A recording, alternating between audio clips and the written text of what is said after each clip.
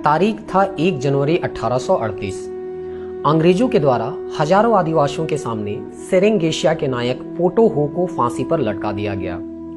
ये तो अंग्रेजों के लाखों अत्याचारों में से एक था, परंतु इस घटना के ठीक 110 वर्ष बाद 1 जनवरी 1948 को, जब देश को आजाद हुए अभी 3.5 महीना ही हुआ था, झारखंड के खरसावां में 50,000 आदिवासियों की भीड़ पर उड़ीसा मिलिट्री पुलिस ने स्टेन गन से अंधाधुंध फायरिंग की।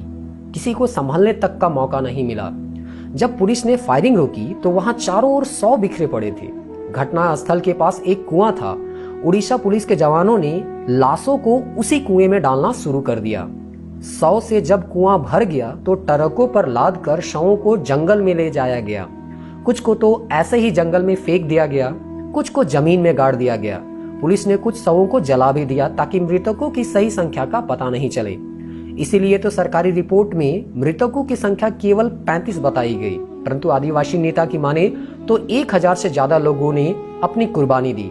इसलिए तो जब पूरी दुनिया 1 जनवरी को 9 वर्ष के जश्न में डूबी रहती है, तब झारखंड का एक हिस्सा शोक मना रहा होता है। क्या आप एक झारखंडी हैं? यदि हैं तो आप अपने परिवार के उन सदस्यों के बारे में नहीं जानना चाहेंगे जिनकी कुर्बानी हमारे झारखंड राज्य निर्माण का मार्ग प्रशस्त किया। यदि आप झारखंड से नहीं भी हैं तो एक भारतीय नागरिक होने के तौर पर यह नहीं जानना चाहेंगे कि आखिर क्या हुआ था उस दौरान कि आजाद भारत में इस प्रकार की घटनाएं घटित हुई। जोहार दोस्तों, आप देख रहे हैं कहानी झारखंड बनने की, और हम इसमें उन शहीदों को याद कर रहे हैं जिनकी गुमनाम कुर्बानी के कारण ही झारखंड राज्य बन पाया। आज जानेंगे 1 जनवरी 1948 को हुए खरसावां गोलीकांड के बारे में, जिसे झारखंड का जालियांवाला बाग हत्याकांड के नाम से भी जाना जाता है। इस घटनाक्रम के पृष्ठभूमि को हम एक एक करके समझने का प्रयास करेंगे। चलिए प्रारंभ करते हैं सरायकेला के इतिहास से। सरायकेला झारखंड के दक्षिण में स्थित है और हो जनजाति के अनुसार सिंहभूम का जो नामकरण हुआ उनके ही कुल देवता सिंहभोंगा के नाम पर हुआ था। सिंहभूम में सिंह वंश का शासन था। यदि सिंह वंश के इतिहास को जानने का प्रयास करें तो सिंह वंश की जानकारी हमें इनकी पारिवारिक ग्रंथ वंश प्रभा लेखन से मिलती है, जिसमें 2 शाखाओं का वर्णन किया गया है। प्रथम शाखा को 8वीं शताब्दी के दौरान काशीनाथ द्वारा स्थापित किया गया था, जो पश्चिम भारत से आए हुए राठौर राजपूत थे। इसी प्रकार दूसरी शाखा की स्थापना 1205 ईस्वी में दर्प नारायण सिंह द्वारा किया गया। इसी के वंशज हुए राजा अर्जुन सिंह दुट्टे, जिन्होंने अपने चाचा विक्रम सिंह को एक जागीर दी, जिसे सिंहभूम पीर, जो कि 12 गांवों का समूह था, कहा जाता था। विक्रम सिंह ने इसी जागीर का विस्तार कर उसे 1620 में राज्य का रूप दिया, जिसकी राजधानी सरायकेला को बनाया। आगे चलकर विक्रम सिंह के दूसरे पुत्र ने सरायकेला से अलग होकर 1650 में खरसावां देशी रियासत को स्थापित किया, और इस प्रकार अस्तित्व में आया खरसावां देशी रियासत, जहां पे ये गोलीकांड हुआ था। अब अगले अध्याय में हम समझने का प्रयास करते हैं उस समय की तात्कालिक राजनीतिक परिस्थिति को। तो जैसा कि हम सब जानते हैं, 200 सालों के एक लंबे संघर्ष के बाद 15 अगस्त 1947 को देश आजाद हुआ। लेकिन यह आजादी अपने साथ त्रासदी भी लेके आई पाकिस्तान के विभाजन के रूप में, और इस प्रकार 3 जून 1947 को जब देश की आजादी के संबंध में घोषणा हो रहा था, उसी समय देशी रियासतों को भी लेकर एक घोषणा की गई, जिसमें कहा गया देशी रियासतों को कि यदि वे चाहे तो भारत के साथ मिल जाएं, यदि वे चाहे तो पाकिस्तान के साथ मिल जाएं, और यदि वे चाहे तो स्वतंत्र भी रह जाएं। और यही तीसरा जो बिंदु दिया गया था स्वतंत्र रहने का, उसी का फायदा उठाना चाहते थे कई देशी रियासत और खुद को स्वतंत्र रखना चाहते थे, जैसे कि कश्मीर, हैदराबाद, जूनागढ़। और इस प्रकार देश में लगभग 565 देशी राजवाड़ों की संख्या थी। अगर ये सभी स्वतंत्र होना चाहते तो देश तो खंडित होकर रह जाता, और इसीलिए इसे एकजुट करना काफी चुनौती भरा काम था, जिसे सरदार वल्लभ भाई पटेल, वीपी मेनन जैसे भारतीय महान नेताओं के नेतृत्व में एकजुट किया जा रहा था। देशी रियासतों की संख्या काफी अधिक होने के कारण इसे 3 वर्गों में बांट दिया गया था। वर्ग ए में बड़ी रियासतों को रखा गया था, जैसे कश्मीर हो गया, हैदराबाद हो गया और जूनागढ़ हो गया। बी में मध्यम वर्ग के रखा गया था, और सी के अंतर्गत छोटी रियासतें थी, और इसी सी ग्रुप के अंतर्गत आता था सरायकेला और खरसावां स्टेट्स, जिसमें ओडिशा भाषियों की संख्या अधिक थी। और इसी आधार पर यह निर्णय लिया गया कि इन दोनों स्टेट्स को बिहार के बजाय ओडिशा राज्य में विलय कर दिया जाए। कश्मीर में उन दिनों हंगामा हो रहा था, इसलिए ऐसा निर्देश था कि जो भी रियासत सीधी तरह से बात नहीं माने उनके साथ सख्ती से पेश आया जाए। वीपी मेनन, जो उस समय विलय प्रक्रिया के प्रभारी थे, अपनी पुस्तक the Odisha and the Chhattisgarh states में खरसावां राजा की भूमिका के बारे में बताते हैं और कहते हैं कि खरसावां के राजा ने कहा था कि उनका स्टेट्स बिहार के सिंहभूम जिले से घिरा हुआ है और आदिवासियों की इच्छा है कि उनका विलय उनके ही प्रांत में होना चाहिए। राजा की बात सुनने के बाद वीपी मेनन ने कहा कि पहले विलय प्रक्रिया को पूरी कर लीजिए, फिर लोगों से बात कर यह तय कर लिया जाएगा कि ओडिशा में रहना चाहते हैं कि बिहार में।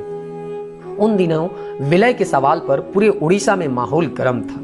स्थिति बिगड़ती जा रही थी। इसका असर अन्य राज्यों पर भी पड़ने की आशंका व्यक्त की जा रही थी। सरदार पटेल और मेनन दोनों इस बात को लेकर चिंतित थे। इसीलिए 13 और 14 दिसंबर 1947 को उड़ीसा के कटक में एक बैठक हुई जिसमें पटेल शामिल हुए। खरसावां स्टेट्स की ओर से राजा रामचंद्र सिंह देव और युवराज प्रतीप चंद्र सिंह देव ने आदिवासियों की मांग को तर्क के साथ रखा और बिहार में शामिल होने की बात कही। पटेल, जिन्हें कड़े फैसले लेने के लिए जाना जाता है, चाहते थे विलय प्रक्रिया शांतिपूर्ण हो। अतः कटक की बैठक में सरदार पटेल ने सभी देशी रियासतों के प्रतिनिधित्व से कहा, आप मेरे सुझाव को पारंपरिक सुझाव मानिए, फिर भी अगर आप ना माने तो स्थिति बिगड़ने पर आप जब दिल्ली जाएंगे तब तक काफी विलंब हो चुका होगा। सरदार के इस कथन के बाद खरसावां के साथ ही अन्य सभी राजाओं ने भी विलय का फैसला लिया, क्योंकि ये सभी जानते थे कि हैदराबाद हो चाहे जूनागढ़ जैसी बड़ी रियासतों के विलय पटेल करवा सकते हैं, तो हम तो उनके सामने कुछ भी नहीं हैं। विलय प्रक्रिया के अनुसार 1 जनवरी 1948 को सत्ता सौंपनी थी। इसी बीच विलय के विरोध में आंदोलन शुरू हो चुका था। अब अगले अध्याय में हम समझते हैं विलय के दौरान हो रहे विरोध को। विलय के विरोध में आंदोलन शुरू हो चुका था। उन दिनों झारखंड क्षेत्र के बड़े नेता थे जयपाल सिंह मुंडा। उन्होंने खरसावां के ओडिशा में विलय का विरोध किया। वे दूरदर्शी थे, जानते थे अगर बिहार में खरसावां का विलय होता है तो एक न एक दिन झारखंड राज्य के बनने पर खरसावां झारखंड का हिस्सा बन जाएगा। अगर ऐसा नहीं हुआ और अगर खरसावां ओडिशा में विलय हो गया तो फिर से झारखंड राज्य में शामिल करना खरसावां को मुश्किल हो जाएगा। हुआ भी यही। 15 नवंबर 2000 को जब झारखंड राज्य बना तो सरायकेला खरसावां तो झारखंड राज्य में शामिल रहा, पर ओडिशा, बंगाल, मध्य प्रदेश का वह इलाका शामिल नहीं हुआ जिसके झारखंड में शामिल करने की मांग चल रही थी। सरायकेला खरसावां का भी वही हाल होता जो हाल मयूरभंज, क्योंझर, संबलपुर और सुंदरगढ़ जिलों का हुआ। इन जिलों के आदिवासियों ने भी झारखंड राज्य के लिए काफी संघर्ष किया था, पर जब झारखंड बना तो उसमें इस क्षेत्र को हटा दिया गया। इसका लाभ ओडिशा के आदिवासियों को भी नहीं मिला जिन्होंने झारखंड के लिए लड़ाई लड़ी। पिछला वीडियो अगर देखे होंगे तो आप लोग सिमगो गोलीकांड के बारे में जानते ही होंगे। जयपाल सिंह मुंडा को बिहार के डॉक्टर राजेंद्र प्रसाद, श्री कृष्ण सिंह जैसे प्रभावशाली ताकतवर नेता का भी समर्थन प्राप्त था। यही सब सोचकर जयपाल सिंह मुंडा ने 1 जनवरी 1948 को होने वाले सत्ता हस्तांतरण का पूरी ताकत के साथ विरोध करने का फैसला किया। जयपाल सिंह के आह्वान पर लगभग 50,000 आदिवासी खरसावां में जमा हुए। इस सभा में भाग लेने के लिए जमशेदपुर, रांची, सिमडेगा, खूंटी, तमाड़, चाईबासा और दूर दराज के इलाकों से आदिवासी अपने पारंपरिक हथियार के साथ खरसावां पहुंच चुके थे। उस दिन साप्ताहिक हाट भी था। हाट हम लोग बाजार को कहते हैं। इस सभा में भाग लेने के लिए आदिवासी कितने उत्साहित थे इसका पता इसी बात से चलता है कि 2-3 दिन पहले से ही आंदोलनकारी खाना का सामान पीठ में बांधकर अपने अपने गांव से पैदल निकल चुके थे, जैसे कि वो एक तीर्थ यात्रा पे निकले हैं। महिलाएं और बुजुर्ग भी पहुंचे थे। जहां ट्रेन की सुविधा थी वहां के लोग ट्रेन से भी आए थे। सभा में आए लोगों को विलय प्रक्रिया की पूरी जानकारी नहीं थी। उन्हें सिर्फ इतना मालूम था कि जयपाल बाबू ने खरसावां पहुंचने के लिए कहा है, इसीलिए वहां जाना ही है। उस समय जयपाल सिंह मुंडा पूरे राज्य में आदिवासियों के सबसे मजबूत और प्रखर नेता हुआ करते थे। लोग उन्हें देखने के लिए उत्साहित थे। जब उन्हें यह जानकारी मिली कि जयपाल सिंह आने वाले हैं तो बड़ी संख्या में लोग सिर्फ उन्हें देखने के लिए आ जाते हैं। जैसे कि आजकल भी होता है, जब भी रैली होता है, कोई बड़े नेता आते हैं तो लोग जो हैं उस नेता को देखने के लिए भी जाते हैं। तो उसी प्रकार जयपाल सिंह मुंडा को लोग देखने के लिए जाना चाह रहे थे। उड़ीसा सरकार चौकस थी। वह किसी भी सूरत में सभा नहीं होना देना चाहती थी। उड़ीसा मिलिट्री पुलिस के जवान पूरी खरसावां में फैल चुके थे। खरसावां को पुलिस छावनी में बदल दिया गया था। विलय के विरोध के लिए आदिवासी तो जमा हो चुके थे, पर लोगों की निगाहें जयपाल सिंह को खोज रही थी। किसी कारणवश जयपाल सिंह मुंडा वहां नहीं पहुंच सके थे। जिसे देखने गए थे वही नहीं पहुंचे थे, इसलिए ये थोड़ा सा एक अजीब सा माहौल था। इसलिए वहां कोई ऐसा बड़ा नेता नहीं था जिसकी बात हर कोई माने। इसके बावजूद कुछ नेता सामने आए और वे नेता जो थे राजमहल तक गए और राजा को ज्ञापन सौंपा, जिसमें खरसावां स्टेट्स को उड़ीसा में शामिल नहीं करने की मांग की गई। राजा ने उन दिनों आदिवासियों की बात को ध्यान से सुना और अपनी मजबूरी भी बता दी। उन्होंने कहा कि उनके हाथ में कुछ नहीं है, सारा कुछ अब उड़ीसा सरकार को करना है, क्योंकि विलय की प्रक्रिया पूरी हो चुकी है। अब खरसावां स्टेट्स उड़ीसा सरकार के अधीन है। आदिवासी इस बात को समझ चुके थे, इसीलिए वो बगैर हो हंगामा के वे राजमहल से लौट भी आते हैं। आंदोलनकारी फिर से वही हाट अर्थात बाजार में जमा हो चुके थे। उन्होंने सभा की और अपनी बातें रखी। जो भी उनका बात हुआ होगा वो सामने लोगों के सामने बता दिए। कुछ आंदोलनकारी आक्रोशित भी हो गए थे और भीड़ काफी बढ़ चुकी थी। जयपाल सिंह के नहीं आने से लोगों का धैर्य जवाब दे रहा था। उन्हें नियंत्रित करने वाला कोई नहीं था। पुलिस ने पहले ही इस क्षेत्र को कब्जे में ले रखा था। भीड़ आगे बढ़ना चाह रही थी और पुलिस उन्हें रोक रही थी। होता भी यही है। इसी बीच ओडिशा मिलिट्री पुलिस की ओर से अचानक फायरिंग शुरू कर दी गई। किसी को संभलने तक का मौका नहीं मिला। आदिवासियों के पास पारंपरिक हथियार थे, लेकिन उन्हें चलाने का मौका नहीं मिला। वैसे भी जिस गति से स्टेन गन से पुलिस फायरिंग कर रही थी, उसका जवाब आदिवासियों के पास नहीं था। तीर धनुष से आप कितना जवाब दे पाएंगे? लोग गिरते जा रहे थे। फायरिंग शुरू होते ही बचने के लिए कुछ लोग जमीन पर लेट गए। जो लेट गए उनमें से अधिकांश बच भी गए। कुछ लोगों ने तो पेड़ की आड़ में अपनी जान बचाई। जब पुलिस ने फायरिंग रोकी तो वहां चारों ओर 100 बिखरे पड़े थे। घटना स्थल के पास एक कुआं भी था। ओडिशा के पुलिस के जवानों ने लाशों को कुएं में डालना शुरू कर दिया। 100 से जब कुआं भर गया तो ट्रकों पर लादकर शवों को जंगल में ले जाया गया। कुछ को ऐसे ही फेंक दिया गया, कुछ को जमीन में गाड़ दिया गया। पुलिस ने कुछ शवों को जला भी दिया ताकि मृतकों की सही संख्या का पता नहीं चल सके। सबसे खराब स्थिति घायलों की थी। जाड़े का मौसम था। कुछ घायल रात भर ठंड में उसी स्थान पर कराहते रहे, पानी मांगते रहे, भूख प्यास से वे तड़पते रहे। उस दिन उन्हें इलाज के लिए भी नहीं भेजा गया। बिहार सरकार ने उड़ीसा सरकार को प्रस्ताव भी भेजा कि वह घायलों के इलाज के लिए चिकित्सकों का दल भेजना चाहता है, पर किसी ने उस पर विचार तक नहीं किया।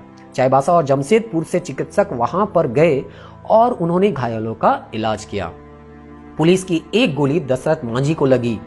आप बीती सुनाते हुए दशरथ मांझी ने बताया कि कैसे वे एक पेड़ के नीचे लाश की तरह पड़े थे।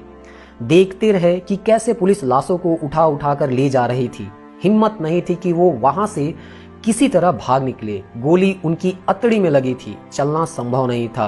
बाद में उन्हें घसीटते हुए खरसावां थाना लाया गया, जहां से इलाज के लिए सरायकेला भेजा गया। जब सरायकेला में पूरा इलाज नहीं हो सका तो उन्हें कटक भेज दिया गया। 3 माह तक उनका वहां इलाज होता रहा। ठीक होने के बाद वे अपने घर लौट गए। इस शहीद स्थल पर साधुचरण बिरवा भी तब तक आते रहे जब तक उनका शरीर साथ देता रहा। साधुचरण बिरवा अपनी एक कहानी सुनाते हैं जिस पर जल्दी कोई विश्वास नहीं करता। कोई कैसे विश्वास करेगा कि उनके शरीर में 54 साल तक गोली फंसी रही।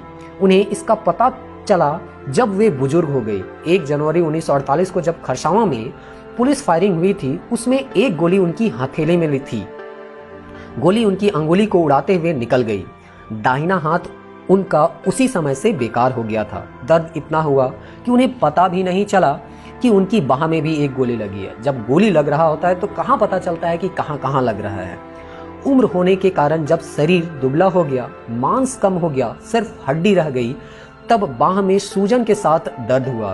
पहले तो उन्होंने इस पर ध्यान नहीं दिया, यूं ही उसे छोड़ दिया। धीरे धीरे गोली अपने आप बाहर आने लगी। जब गोली का अधिकांश भाग मांस से बाहर आ गया तब उन्हें ताज्जुब हुआ। पहले तो वो घबरा गए कि हड्डी से आखिर ये निकल क्या रहा है। फिर अपने बेटे के साथ वे जमशेदपुर गए, चिकित्सक के पास गए और गोली निकाली। और 1 जनवरी 1948 को जो गोली लगी थी वह उनके शरीर में 13 अगस्त 2002 को निकाली गई। यानी बिरवा के शरीर में 54 साल 7 महीने 12 दिन तक गोली फंसी रही और ऑपरेशन के बाद उस गोली को साधु अपने पास अभी भी रखे हुए थे, क्योंकि ये एक अविश्वसनीय घटना है, कोई इसे जल्दी विश्वास भी नहीं करेगा। आजादी के बाद देश का यह बहुत बड़ा घटना था, पहला गोली कांड भी था। पूरे देश में इस पर बवाल हुआ। उन दिनों देश की राजनीति पर बिहारी नेताओं की पकड़ भी थी। डॉक्टर राजेंद्र प्रसाद आगे चल के राष्ट्रपति भी बनने वाले थे, तो आप समझ सकते हैं कितनी पकड़ थी। बिहारी नेता भी नहीं चाहते थे कि खरसावां स्टेट्स का विलय उड़ीसा राज्य में हो, क्योंकि आपको पहले भी बताया गया था जयपाल सिंह मुंडा को डॉक्टर राजेंद्र प्रसाद और श्री कृष्ण सिंह जैसे लोगों के समर्थन भी प्राप्त था। इसीलिए गोली कांड के बाद बिहार के नेताओं ने भी तीखी प्रतिक्रिया व्यक्त की। इस घटना का असर यह हुआ कि सरायकेला खरसावां स्टेट्स का विलय रोक दिया गया, अर्थात जो कुर्बानी दिया गया वो जाया नहीं गया। बार बार यह सवाल उठा कि उस दिन आखिर जयपाल सिंह कहां थे, क्यों नहीं खरसावां गए। इस घटना के 10 दिन बाद यानी 11 जनवरी 1948 को जयपाल सिंह मुंडा ने चाईबासा में विशाल सभा की और लोगों को घटना की पूरी जानकारी दी। जयपाल सिंह ने खरसावां गोलीकांड में मारे गए लोगों के परिजनों और घायलों के लिए राहत कोष भी उसी दिन बनाया था। जयपाल सिंह ने खरसावां सरायकेला के अलावा सरगुजा हो, जसपुर हो, उदयपुर हो, कोरिया हो, चांग भाकार हो, बोनाई हो या गांगपुर और बामड़ा हो को भी बिहार या निष्पक्ष सरकार में शामिल करने का प्रस्ताव पारित कर दिया। शहीदों की संख्या के बारे में बहुत कम दस्तावेज देश भर में उपलब्ध हैं। इनमें से एक है पूर्व सांसद और महाराजा पी.के. देव की पुस्तक मेमायर ऑफ ए बाइगोन एरा। इस पुस्तक में इस बात का उल्लेख है कि खरसावां को उड़ीसा में विलय करवाने वाले आदिवासियों पर उड़ीसा मिलिट्री पुलिस ने फायरिंग की थी, जिसमें 2000 से ज्यादा लोग मारे गए थे। ये अपने इस पुस्तक के चैप्टर 6 के पेज नंबर 123 में उल्लेख किए हैं। पी.के. देव की पुस्तक और प्रत्यक्षदर्शी जैसे कि दशरथ मांझी के बारे में आपको बताया गया और साधुचरण बिरुआ के बारे में बताया गया था, ये लोग प्रत्यक्षदर्शी थे कि बयान में समानता भी झलकती है, क्योंकि जब दशरथ मांझी बता रहे थे कि वो पेड़ की आड़ में थे तो उस समय देख रहे थे वो उस अचेतन अवस्था में कि कैसे पुलिस वहां से लाशों को उठा रही थी। और इस तरह से ओडिशा की तात्कालिक सरकार ने पुलिस फायरिंग में सिर्फ 35 आदिवासियों को मारे जाने की पुष्टि की थी। कोलकाता से प्रकाशित अंग्रेजी दैनिक अखबार द स्टेट्समैन ने घटना के तीसरे दिन अर्थात 1 जनवरी 1948 के अंक में छापा कि 35 आदिवासी जो है वो खरसावां गोलीकांड में मारे गए। इसी रिपोर्ट में कहा गया कि खरसावां का ओडिशा में विलय का विरोध कर रहे 30,000, जो कि वास्तविक संख्या इससे कई ज्यादा थी। लोगों का कहना था वहां भीड़ 50,000 थी कि भीड़ पर पुलिस ने फायरिंग की थी। इस गोलीकांड की जांच के लिए ट्रिब्यूनल का गठन किया गया, पर उसकी रिपोर्ट कहां गई किसी को पता तक नहीं है। अक्सर हम लोगों को ये देखने को मिलता ही है, कोई घटना होता है और उसके बाद जांच कमेटी बैठा दिया जाता है, उस कमेटी का रिपोर्ट कब आता है ये कभी कभी पता भी नहीं चलता है। अब ये सारा घटनाक्रम जानने के बाद अगले अध्याय में हम समझने का प्रयास करते हैं कि गोली कांड के बाद का घटनाक्रम किस प्रकार से चला। गोली कांड के बाद राजघराना परेशान रहा। बार बार घराने पर यह आरोप लगता रहा कि यह गोलीकांड राज परिवार के इशारे पर हुआ था। यह जानने के लिए शोषण, संघर्ष और शहादत के लेखक अनुज कुमार सिन्हा राज परिवार से भी जाकर मिले। तो इस प्रकार जो राज परिवार था वो अनुज सिन्हा को अपना दर्द सुनाते हैं और बताते हैं कि जब विलय की प्रक्रिया हो रही थी, राजा ने दबाव में आकर हस्ताक्षर किया था। उसके बाद उनके हाथ में कुछ भी नहीं था। वे राजा या युवराज तो सिर्फ नाम के रह गए थे, अधिकार तो कुछ भी नहीं बचा था, बिल्कुल सामान्य नागरिक की तरह। धीरे धीरे लोग सच्चाई को जान भी गए। गोलीकांड के बाद खरसावा हाट अर्थात बाजार में शहीद स्मारक बनाया गया। वहां हर साल 1 जनवरी को बड़ी संख्या में लोग आते हैं। झारखंड की राजनीति का एक बड़ा केंद्र भी रहा है खरसावां शहीद स्थल। अर्जुन मुंडा ने खरसावां में शहीद स्थल का जीर्णोद्धार करवाया। मुंडा इसी क्षेत्र के प्रतिनिधित्व करते हुए झारखंड के मुख्यमंत्री पद तक पहुंचे और इसी प्रकार आसू के तत्कालिक महासचिव सूर्य सिंह बेसरा जो घाटशिला के विधायक चुने गए थे, अलग झारखंड राज्य के लिए 1 जनवरी के दिन खरसावां गए। शहीदों को नमन करते हुए उन्हें साक्षी मानते हुए विधायक पद से इस्तीफा तक दे दिया और अपने सारे प्रमाण पत्र की मूल प्रति को ही जला दिया। झारखंड राज्य के लिए बेसरा की यह एक बड़ी कुर्बानी रही। वर्तमान में भी वे सक्रिय हैं और झारखंडियों की आवाज को उठाते रहते हैं। आप लोगों ने उन्हें हाल फिलहाल में देखा भी होगा। गोलीकांड को एक युग बीत गया है। कई कमेटियां बनी, जांच हुई, पर रिपोर्ट सामने नहीं आई। जालियांवाला बाग के विलन जनरल डायर को तो दुनिया जान गई, पर खरसावां गोलीकांड का असली जनरल डायर कौन था, इस रहस्य पर से आज तक पर्दा नहीं उठ सका। मिलते हैं अगले एपिसोड में इसी प्रकार के एक अन्य शहीदों की कहानियों के साथ। जुड़े रहिए झारखंड कोचिंग क्लासेस के साथ। जय हिंद, जय झारखंड।